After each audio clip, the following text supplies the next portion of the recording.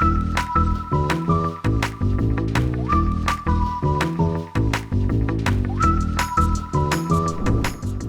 I'm Afif Fakhreddine. I'm the producer at QuantMinds International. First of all, the agenda has had a whole new revamp. What we've done is that we've divided the content into 4 main sections: derivatives, risk, the buy side, and computational finance, which basically mean that we're able to have all these different sessions all across the agenda, tailoring the content specifically to both banks for derivatives and risk, asset managers for the buy side, and really anyone who's interested in computation and innovation.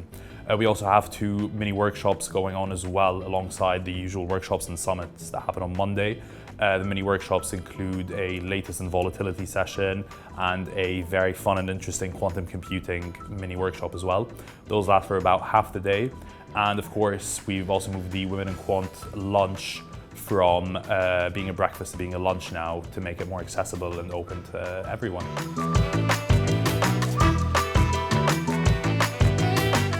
So the advisory board mainly is made up of about 20 to 24 different individuals across the quant finance industry. So this includes people from academia, banks, asset managers, even service providers. So it's just our way of making sure that we have enough coverage across the entire industry so that we know for sure what's happening, what is the latest technology, what are the latest techniques. And this is really our way of not only making sure that the content is strong, but at the same time making sure that we're delivering the most cutting edge and innovative techniques that we can.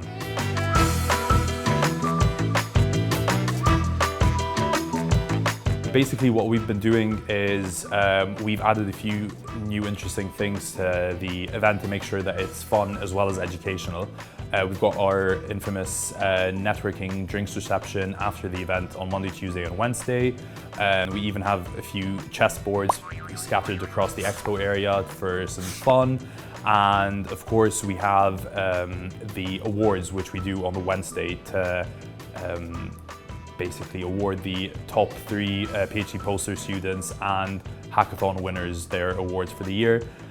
So the PhD poster program is of course an opportunity for a bunch of PhD poster students to be able to present their work at the conference, while the hackathon is part of our future QuantMinds program, which gives junior and entry-level quants the ability to showcase their skills in computation and large language models.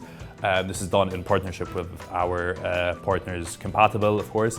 And I think this is really a way for us to be able to give back to the quant community as well, and to make sure that we're doing what we can as the event to ensure that these future quants are really given the opportunity to shine and stand out really in the industry.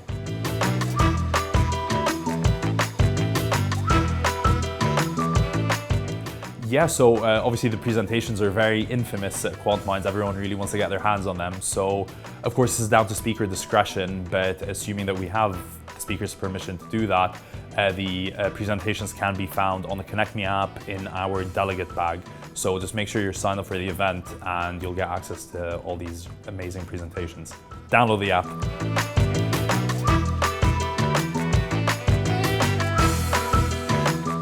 Well, this is a tough one. I mean, I think a lot of people have different preferences. To start, given that we're going to be at the O2 near Canary Wharf, obviously you can go visit your headquarters in Canary Wharf.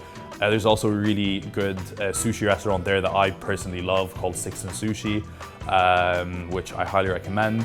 Besides that, you can also get an Uber boat, which I love to do, to and from North Greenwich Station where the event is held.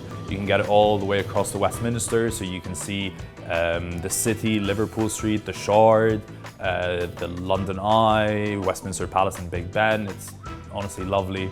And what else? Personally, I am a fan of the Natural History Museum. That might be something quite generic, but it is something that I really enjoy to do.